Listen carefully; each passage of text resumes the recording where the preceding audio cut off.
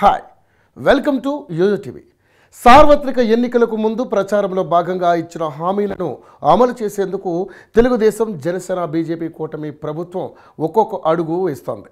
ఎన్నికల హామీలను అమలు చేసేందుకు ప్రభుత్వ యంత్రాంగం కృషి చేస్తుంది. ఇప్పటికే జూలై నెల నుంచి పెంచిన పెన్షన్లను అందించే కార్యక్రమాన్ని విజయవంతంగా చేపట్టింది.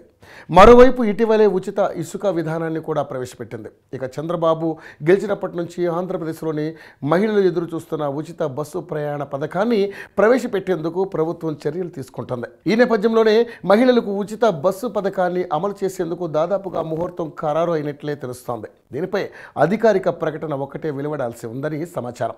ఆగస్టు 15న స్వతంత్ర దినోత్సవం సందర్భంగా ఆంధ్రప్రదేశ్లో ఉచిత బస్సు పథకాన్ని ప్రారంభించాలని ముఖ్యమంత్రి నారా చంద్రబాబు నాయుడు నిర్ణయించినట్లుగా తెలుస్తోంది. ఇప్పటికే రాష్ట్రంలో మూతపడిన అన్నా క్యాంటీన్లను ఆగస్టు 15వ తేదీన ప్రారంభించనున్నట్లుగా ప్రభుత్వం ప్రకటించింది. ఈ నేపథ్యంలోనే మహిళలకు ఉచిత బస్సు పథకాన్ని కూడా అదే రోజు మొదలు పెట్టాలని సూత్రప్రాయంగా అంగీకరించినట్లు తెలుస్తోంది.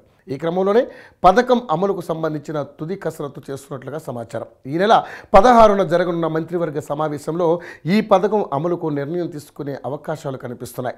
అన్ని అనుకూలిస్తే ఆగస్టు 15వ తేదీన ముఖ్యమంత్రి నారా చంద్రబాబు నాయుడు విశాఖలో ఈ పథకం ప్రారంభించేలా ఏర్పాట్లు చేస్తున్నారు. ఇక ఏపీలో ఉచిత బస్సు పథకం అమలుకు సంబంధించి ఇప్పటికే కసరత్తులు కొనసాగుతున్నాయి. పొరుగున ఉన్న తెలంగాణ, కర్ణాటక రాష్ట్రాల్లో అమలవుతున్న మహిళలకు ఉచిత బస్సు ప్రయాణ పథకానికి సంబంధించి ఈ పథకం అమలు తీరుపైన ఆర్టీసీ అధికారుల నుంచి ప్రభుత్వం నివేదికలు కోరింది.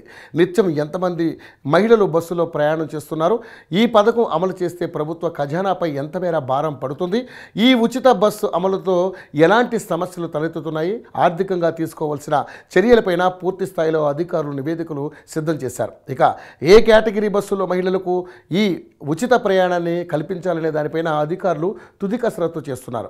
ఆంధ్రప్రదేశ్ వ్యాప్తంగా అన్ని రూట్లలో ఈ ఉచిత బస్సు పథకం అమలు చేయాలని ప్రభుత్వం భావిస్తోంది. అయితే ఉన్న బస్సులతో ఈ పథకం అమలు చేస్తే సాధారణ ప్రయాణికులకు ఇబ్బందులు తప్పవని అధికారులు పేర్కొంటున్నారు. కొత్త బస్సులు కొనుగోలు చేసే వరకు ఈ పథకాన్ని వాయిదా వేయాలనే సూచనలు చేస్తున్నారు. అయితే ప్రభుత్వం మాత్రం అమలు వైపే మొగ్గు చూపుతున్నట్లుగా తెలుస్తోంది.